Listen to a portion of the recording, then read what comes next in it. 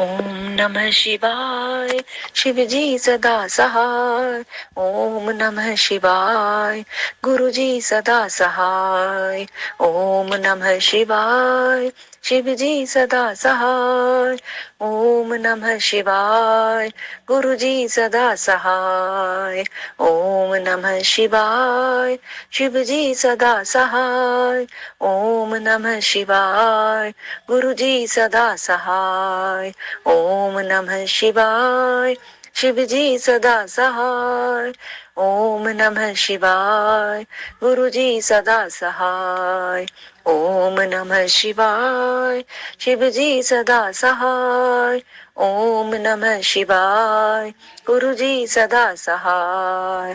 ओम नमः शिवाय। शिवजी सदा सहाय। ओम नमः शिवाय। गुरुजी सदा सहाय। ओम नमः शिवाय। शिवजी सदा सहाय। ओम नमः शिवाय। गुरुजी सदा सहाय। जय गुरुजी। शुक्राना गुरुजी। अनंतम अनंतम शुक्राना गुरुजी। जय गुरु जी। शुक्राना गुरु जी। शिव प्राणकम शुरू करते हैं मंत्र जाप से। ओम नमः शिवाय। शिवजी सदा सहाय। ओम नमः शिवाय। गुरुजी सदा सहाय। ओम नमः शिवाय। शिवजी सदा सहाय। ओम नमः शिवाय। गुरुजी सदा सहाय। श्री शिव महापुराण विंध्येश्वर संहिता। प्रयाग में सूर्य से मुनियों का तुरंत पापनाश करने वाले साधन के विषय में प्रश्न। आद अनंत मंगल जात समान भाव मार्यम तमीश मजराम मरमात्म देवम पच्चानम प्रबल पच्च विनोद शीलम संभावे मनसी शंकर अंबिकेशम, जो आदि और अंत में तथा मध्य में भी नित्य मंगल में है, जिनकी समानता अथवा तुलना कहीं भी नहीं है, जो आत्मा के स्वरूप को प्रकाशित करने वाले देवता परमात्मा है, जिनके 5 मुख हैं और जो खेल ही खेल में अनायास जगत की रचना पालन और संहार तथा अनुग्रह एवं तिरोभाव रूप 5 प्रबल कर्म करते रहते हैं, उन सर्वश्रेष्ठ अजर अमर ईश्वर अंबिकापति भगवान शंकर का मैं मन ही मन चिंतन करता हूँ। व्यास जी कहते हैं, जो धर्म का महान क्षेत्र है और जहाँ गंगा यमुना का संगम हुआ है, उस परम पुण्यमय प्रयाग में जो ब्रह्मलोक का मार्ग है, सत्यव्रत में तत्पर रहने वाले महातेजस्वी महाभाग महात्मा मुनियों ने एक विशाल ज्ञान यज्ञ का आयोजन किया। उस ज्ञान यज्ञ का समाचार सुनकर पौराणिक शिरोमणि व्यास शिष्य महामुनि सूत जी वहाँ मुनियों का दर्शन करने के लिए आए। सूत जी को आते देख वे सब मुनि उस समय हर्ष से खिल उठे और अत्यंत प्रसन्नचित्त से उन्होंने उनका विधिवत स्वागत सत्कार किया। तत्पश्चात उन प्रसन्न महात्माओं ने उनकी विधिवत स्तुति करके विनयपूर्वक हाथ जोड़कर उनसे इस प्रकार कहा। सर्वज्ञ विद्वान रोमहर्षण जी, आपका भाग्य बड़ा भारी है। इसी से आपने व्यास जी के मुख से अपनी प्रसन्नता के लिए ही संपूर्ण पुराण विद्या प्राप्त की है। इसलिए आप आश्चर्य स्वरूप कथाओं के भंडार हैं। ठीक उसी तरह जैसे रत्नाकर समुद्र बड़े बड़े सारभूत रत्नों का आगार है, तीनों लोकों में भूत वर्तमान और भविष्य तथा और भी जो कोई वस्तु है वह आपसे अज्ञात नहीं है। आप हमारे सौभाग्य से इस यज्ञ का दर्शन करने के लिए यहाँ पधार गए हैं और इसी व्यास से हमारा कुछ कल्याण करने वाले हैं, क्योंकि आपका आगमन निरर्थक नहीं हो सकता। हमने पहले भी आपसे शुभाशुभ तत्व का पूरा वर्णन सुना है, किंतु उससे तृप्ति नहीं होती। हमें उसे सुनने की बारंबार इच्छा होती है। उत्तम बुद्धि वाले सूत जी, इस समय हमें एक ही बात सुननी है। यदि आप अनुग्रह हो तो गोपनीय होने पर भी आप उस विषय का वर्णन करें।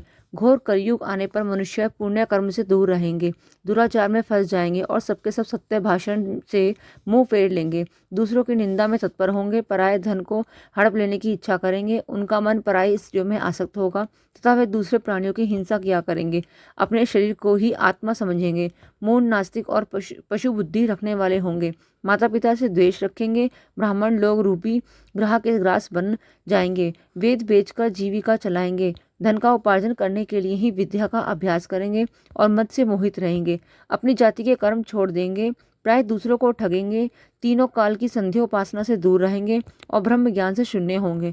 समस्त क्षत्रिय भी स्वधर्म का त्याग करने वाले होंगे, कुसंगी पापी और व्यभिचारिणी होंगे, उनमें शौर्य का अभाव होगा, वे कुत्सित चौर्य कर्म से जीविका चलाएंगे, क्षुद्रों का सा बर्ताव करेंगे और उनका चित्त काम का किंकर बना रहेगा। वैश्य संस्कार भ्रष्ट, स्वधर्म त्यागी, कुकर्मी, धनोपार्जन परायण तथा नाप तोल में अपनी कुत्सित वृत्ति का परिचय देने वाले होंगे। इसी तरह क्षुद्र ब्राह्मणों के आचार में तत्पर होंगे। उनकी आकृति उज्जवल होगी, अर्थात वे अपना कर्म धर्म छोड़कर उज्जवल वेशभूषा से विभूषित हो व्यर्थ घूमेंगे। वे स्वभावतः ही अपने धर्म का त्याग करने वाले होंगे। उनके विचार धर्म के प्रतिकूल होंगे। वे कुटिल और द्विजनिंदक होंगे। यदि धनी हुए तो कुकर्म में लग जाएंगे, विद्वान हुए तो वाद विवाद करने वाले होंगे। अपने को कुलीन मानकर चारों वर्णों के साथ वैवाहिक संबंध स्थापित करेंगे। समस्त वर्णों को अपने संपर्क से भ्रष्ट करेंगे। वे लोग अपनी अधिकार सीमा से बाहर जाकर द्विजोतित सत्कर्मों का अनुष्ठान करने वाले होंगे।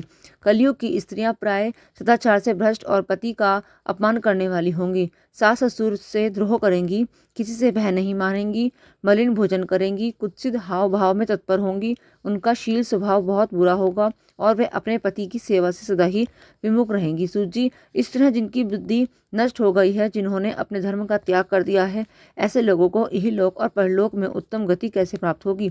इसी चिंता से हमारा मन सदा व्याकुल रहता है। परोपकार के समान दूसरा कोई धर्म नहीं है। अतः जिस छोटे से उपाय से इन सबके पापों का तत्काल नाश हो जाए, उसे इस समय कृपा पूर्वक बताइए, क्योंकि आप समस्त सिद्धांतों के ज्ञाता हैं। व्याची कहते हैं कि उन भावितात्मा मुनियों की यह बात सुनकर सूत जी मन ही मन भगवान शंकर का स्मरण करके उनसे इस प्रकार बोले। अध्याय 1 विराम। शिव पुराण परिचय। सूत जी कहते हैं, साधु महात्माओं, आपने बहुत अच्छी बात पूछी है। आपका यह प्रश्न तीनों लोगों का हित करने वाला है। मैं गुरुदेव व्यास का स्मरण करके आप लोगों के स्नेहवश इस विषय का वर्णन करूंगा। आप आदरपूर्वक सुने।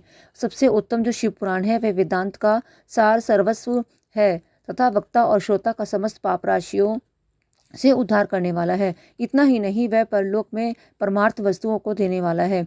कली की कल्मश राशि का विनाश करने वाला है। उसमें भगवान शिव के उत्तम यश का वर्णन है। ब्राह्मणों, धर्म, अर्थ, काम और मोक्ष, इन चारों पुरुषार्थों को देने वाला वह पुराण सदा ही अपने प्रभाव की दृष्टि से वृद्धि या विस्तार को प्राप्त हो रहा है। विप्रवो, उस सर्वोत्तम शिव पुराण के अध्ययन मात्र से वे कलयुग के पापासक्त जीव श्रेष्ठतम गति को प्राप्त हो जाएंगे। कलयुग के महान उत्पात तभी तक जगत में निर्भय होकर विचरेंगे जब तक यहाँ शिव पुराण का उदय नहीं होगा। इसे वेद के तुल्य माना गया है। इस वेद कल्प पुराण का सबसे पहले भगवान शिव ने ही प्रणयन किया था। विंध्येश्वर संहिता, रुद्र संहिता, विनायक संहिता, उमा संहिता, मातृ संहिता, एकादश रुद्र संहिता, कैलाश संहिता, शतरुद्र संहिता, कोटि रुद्र संहिता, सहस्त्र कोटि रुद्र संहिता, वायव्य संहिता तथा धर्म संहिता, इस प्रकार इस पुराण के 12 भेद या खंड हैं। ये 12 संहिताएं अत्यंत पुण्यमयी मानी गई हैं। ब्राह्मणों, अब मैं उनके श्लोकों की संख्या बता रहा हूँ। आप लोग वह सब आदरपूर्वक सुने। विंध्येश्वर संहिता में 10,000 श्लोक हैं। रुद्र संहिता, विनायक संहिता, उमा संहिता और मातृ संहिता, इनमें से प्रत्येक में 8-8 हजार श्लोक हैं। ब्राह्मणों, एकादश रुद्र संहिता में 13,000, कैलाश संहिता में 6,000, शतरुद्र संहिता में 3,000, कोटि रुद्र संहिता में 9,000, सहस्त्र कोटि रुद्र संहिता में 11,000, वायव्य संहिता में 4,000 तथा धर्म संहिता में 12,000 श्लोक हैं। इस प्रकार मूल शिव पुराण की लोक संख्या 1,00,000 है, परंतु व्यास जी ने इसे 24,000 श्लोकों में संक्षिप्त कर दिया है। पुराणों की कर्म संख्या के विचार से इस शिव पुराण का स्थान चौथा है। इसमें 7 संहिताएं हैं। पूर्व काल में भगवान शिव ने श्लोक संख्या की दृष्टि से 100 करोड़ श्लोकों का एक ही पुराण ग्रथित किया था। सृष्टि के आदि में निर्मित हुआ वह पुराण साहित्य अत्यंत विस्तृत था। फिर द्वापर आदि युग में द्विपायन, व्यास आदि महर्षियों ने जब पुराण का 18 भागों में विभाजन कर दिया, उस समय संपूर्ण पुराणों का संक्षिप्त स्वरूप केवल 4,00,000 श्लोकों का रह गया। उस समय उन्होंने शिव पुराण का 24,000 श्लोकों में प्रतिपादन किया। यही इसके श्लोकों की संख्या है। यह देवतुल्य पुराण 7 संहिताओं में बटा हुआ है। इसकी पहली संहिता का नाम विंध्येश्वर संहिता है, दूसरी रुद्र संहिता समझनी चाहिए, तीसरी का नाम शतरुद्र संहिता, चौथी का कोटि रुद्र संहिता, पांचवी का उमा संहिता, छठी का कैलाश संहिता और सातवीं का नाम वायव्य संहिता है। इस प्रकार ये 7 संहिताएं मानी गई हैं।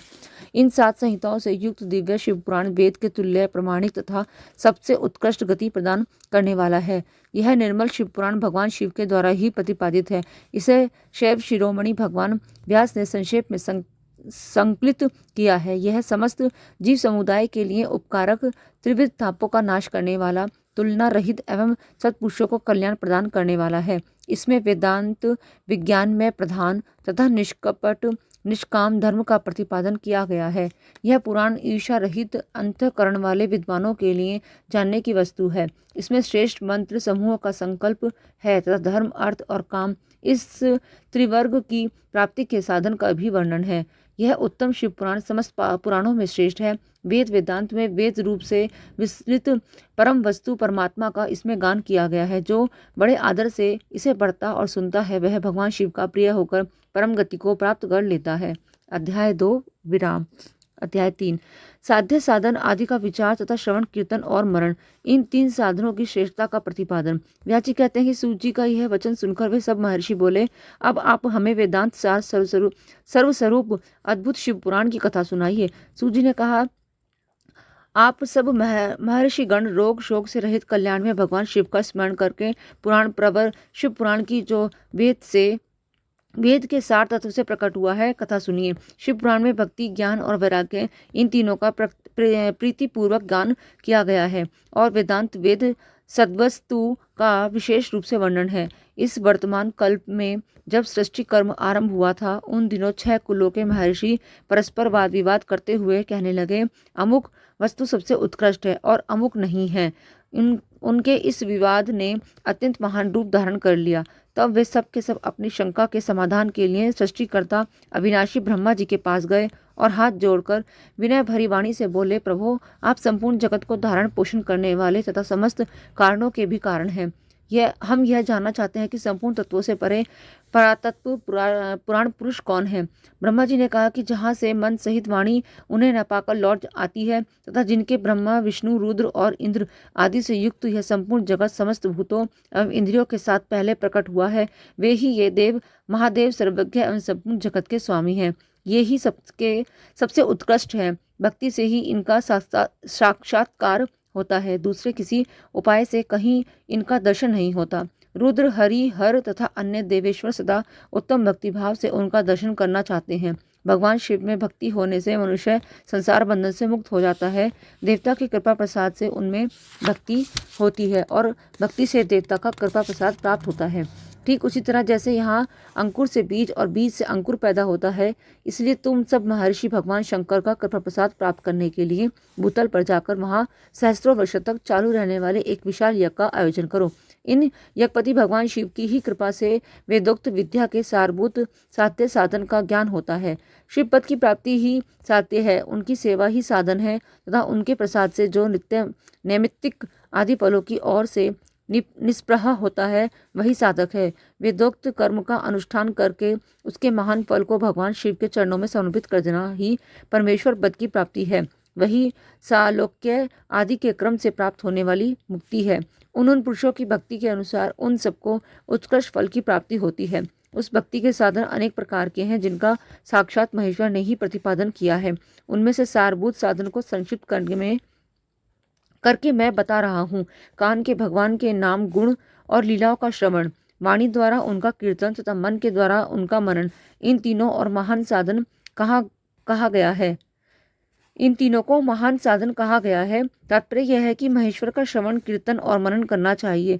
यह श्रुति का वाक्य हम सबके लिए प्राणभूत है। इसी साधन से संपूर्ण मनोरथों की सिद्धि में लगे हुए आप लोग परम साध्य को प्राप्त हो। लोग प्रत्यक्ष वस्तु को आंख से देखकर उसमें प्रवृत्त होते हैं, परंतु जिस वस्तु का कहीं भी प्रत्यक्ष दर्शन नहीं होता उसे श्रवणेंद्रियों द्वारा जान सुनकर मनुष्य उसकी प्राप्ति के लिए चेष्टा करता है। अतः पहला साधन श्रवण ही है। उसके द्वारा गुरु के मुख से तत्वों को सुनकर शेष बुद्धि वाला विद्वान पुरुष अन्य साधन कीर्तन एवं मनन की सिद्धि करे। क्रमशः मनन पर्यंत इस साधन की अच्छी तरह साधना कर लेने पर उसके द्वारा सालोक्य आदि के क्रम से धीरे धीरे भगवान शिव का संयोग प्राप्त होता है। पहले सारे अंगों के रोग नष्ट हो जाते हैं, फिर सब प्रकार का लौकिक आनंद भी विलीन हो जाता है।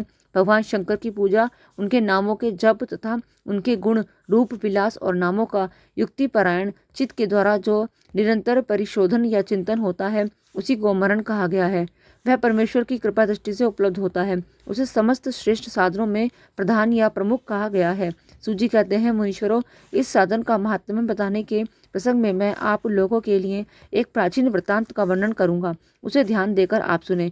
पहले की बात है, पराशर मुनि के पुत्र मेरे गुरु व्यासदेव की जी सरस्वती नदी के सुंदर तट पर तपस्या कर रहे थे।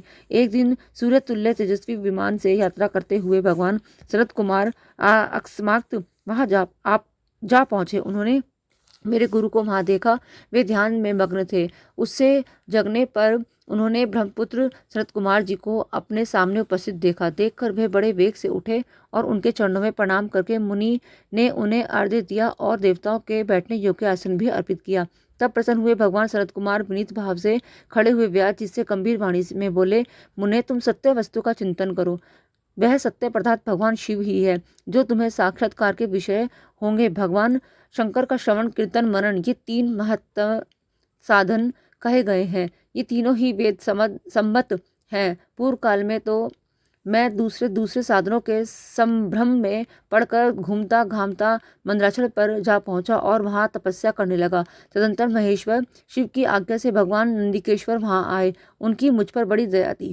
वे सबके साक्षी तथा शिव गणों के स्वामी भगवान नंदिकेश्वर मुझे स्नेहपूर्वक मुक्ति का उत्तम साधन बताते हुए बोले, भगवान शंकर का श्रवण, कीर्तन और मनन, ये तीनों साधन वेद सम्मत है और मुक्ति के साक्षात कारण है। यह बात स्वयं भगवान शिव ने मुझसे कही है। अतः ब्राह्मण, तुम श्रवण आदि तीनों साधनों का ही अनुष्ठान करो। व्यास जी से बारंबार ऐसा कहकर अनुगामियों सहित ब्रह्मपुत्र सनत कुमार परम सुंदर ब्रह्मधाम को चले गए। इस प्रकार पूर्व काल के इस उत्तम वृतांत का मैंने संक्षेप में वर्णन किया है। ऋषि बोले, सूजी, श्रवण आदि 3 साधनों को आपने मुक्ति का उपाय बताया है, किंतु जो श्रवण आदि तीनों साधनों में असमर्थ हो, वह मनुष्य किस उपाय का अवलंबन करके मुक्त हो सकता है? किस साधन भूत कर्म के द्वारा बिना प्रयत्न के ही मोक्ष मिल सकता है? अध्याय 3 और 4 विराम। जय गुरु जी, शुक्राना गुरु जी। भगवान शिव के लिंग एवं साकार विग्रह की पूजा के रहस्य तथा महत्व का वर्णन। सूजी कहते हैं कि शौनक, जो श्रवण, कीर्तन और मनन इन तीनों साधनों के अनुष्ठान में समर्थन न हो, वह भगवान शंकर के लिंग एवं मूर्ति की स्थापना करके नित्य उसकी पूजा करे तो संसार सागर से पार हो सकता है। वंचना अथवा छल न करते हुए अपनी शक्ति के अनुसार धनराशि ले जाए और उसे शिवलिंग अथवा शिव मूर्ति की सेवा के लिए अर्पित कर दे। साथ ही निरंतर उस लिंग एवं मूर्ति की पूजा भी करे। उसके लिए भक्ति भाव से मंडप, गोपुर, तीर्थ, मठ एवं क्षेत्र की स्थापना करे तथा उत्सव रचाए। वस्त्र, गंध, पुष्प, धूप, दीप तथा पुआ और शाक आदि व्यंजनों से युक्त भांति भांति के भक्ष्य भोजन अन्न नैवेद्य के रूप में समर्पित करे। छत्र, ध्वजा, व्यजन, चामर तथा अन्य अंगों सहित राजोपचार की भांति सब समान भगवान शिव के लिंग एवं मूर्ति को चढ़ाए। प्रदक्षिणा, नमस्कार तथा यथाशक्ति जप करे। आवाहन से लेकर विसर्जन तक सारा कार्य प्रतिदिन भक्ति भाव से संपन्न करे। इस प्रकार शिवलिंग अथवा शिव मूर्ति में भगवान शंकर की पूजा करने वाला पुरुष श्रवण आदि साधनों का अनुष्ठान न करे तो भी भगवान शिव की प्रसन्नता से सिद्धि प्राप्त कर लेता है। पहले के बहुत से महात्मा पुरुष लिंग तथा शिव मूर्ति की पूजा करने मात्र से भवबंधन से मुक्त हो चुके हैं। ऋषियों ने पूछा कि मूर्ति में ही सर्वत्र देवताओं की पूजा होती है, लिंग में नहीं, परंतु भगवान शिव की पूजा सब जगह मूर्ति में और लिंग में भी क्यों की जाती है? सूजी ने कहा कि मुनीश्वरों, तुम्हारा यह प्रश्न तो बड़ा ही पवित्र और अत्यंत अद्भुत है। इस विषय में महादेव जी ही वक्ता हो सकते हैं। दूसरा कोई पुरुष कभी और कहीं भी इसका प्रतिपादन नहीं कर सकता। इस प्रश्न के समाधान के लिए भगवान शिव ने जो कुछ कहा है और उसे मैंने गुरु जी के मुख से जिस प्रकार सुना है, उसी तरह क्रमशः वर्णन करूंगा। एकमात्र भगवान शिव ही ब्रह्म रूप होने के कारण निष्कल, निराकार कहे गए हैं। रूपवान होने के कारण उन्हें सकल भी कहा गया है, इसलिए वे सकल और निष्कल दोनों हैं। शिव के निष्कल, निराकार होने के कारण ही उनकी पूजा का आधारभूत लिंग भी निराकार ही प्राप्त हुआ है, अर्थात शिवलिंग शिव के निराकार स्वरूप का प्रतीक है। इसी तरह शिव के सकल या साकार होने के कारण उनकी पूजा का आधारभूत विग्रह साकार प्राप्त होता है, अर्थात शिव का साकार विग्रह उनके साकार स्वरूप का प्रतीक होता है। सकल और अकल, समस्त अंग आकार सहित साकार और अंग आकार से सर्वथा रहित निराकार रूप होने से ही वे ब्रह्म शब्द से कहे जाने वाले परमात्मा हैं। यही कारण है कि हम सब लोग लिंग निराकार और मूर्ति साकार दोनों में ही सदा भगवान शिव की पूजा करते हैं। शिव से भिन्न जो दूसरे देवता है वे साक्षात ब्रह्म नहीं है, इसलिए कहीं भी उनके लिए निराकार लिंग नहीं उपस्थित होता। पूर्व काल में बुद्धिमान ब्रह्मपुत्र सनत कुमार मुनि ने मंदराचल पर नंदिकेश्वर से इसी प्रकार का प्रश्न किया था। सनत कुमार बोले, भगवान शिव से भिन्न जो देवता है उन सबकी पूजा के लिए सर्वतः प्राय वेर मूर्ति मात्र ही अधिक संख्या में देना और सुना जाता है।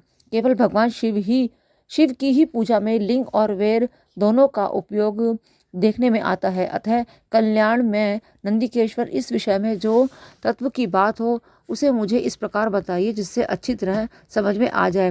नंदिकेश्वर ने कहा, निष्पाप ब्रह्मकुमार, आपके इस प्रश्न का हम जैसे लोगों के द्वारा कोई उत्तर नहीं दिया जा सकता, क्योंकि यह गोपनीय विषय है और लिंग साक्षात ब्रह्म का प्रतीक है। तथापि आप शिव भक्त हैं, इसलिए इस विषय में भगवान शिव ने जो कुछ बताया है उसे ही आपके समक्ष कहता हूँ।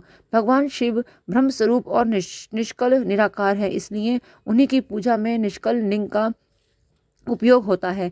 संपूर्ण वेदों का यही मत है। सनत कुमार बोले, महाभाग योगींद्र, आपने भगवान शिव तथा दूसरे देवताओं के पूजन में लिंग और वेर की प्रचार का जो रहस्य विभाग पूर्वक बताया है वह यथार्थ है। इसलिए लिंग और वेर की आदि उत्पत्ति का जो उत्तम वृतांत है उसी को मैं इस समय सुनना चाहता हूँ। लिंग के प्रकाट्य का रहस्य सूचित करने वाला प्रसंग मुझे सुनाइए। इसके उत्तर में नंदिकेश्वर ने भगवान महादेव के निष्कल स्वरूप लिंग के आविर्भाव का प्रसंग सुनाना आरंभ किया। उन्होंने ब्रह्मा तथा विष्णु के विवाद, देवताओं की व्याकुलता एवं चिंता, देवताओं का दिव्य कैलाश शिखर पर गमन, उनके द्वारा चंद्रशेखर महादेव का सत्वम, देवताओं से प्रेरित हुए महादेव जी का ब्रह्मा और विष्णु के विवाद स्थल में आगमन तथा दोनों के बीच में निष्कल आदि अंत रहित भीषण अग्निस्तंभ के रूप में उनका आविर्भाव आदि प्रसंगों की कथा कही। तदंतर श्री ब्रह्मा और विष्णु दोनों के द्वारा उस ज्योतिर्मय स्तंभ की ऊंचाई और गहराई का तहा लेने की चेष्टा एवं केतकी पुष्प के शाप वरदान आदि के प्रसंग भी सुनाए। जय गुरु जी, शुक्राना गुरु जी। अध्याय 5 और 5 से लेकर 8 विराम। जय गुरु जी, शुक्राना गुरु जी। कल हम आगे का अध्याय पढ़ेंगे।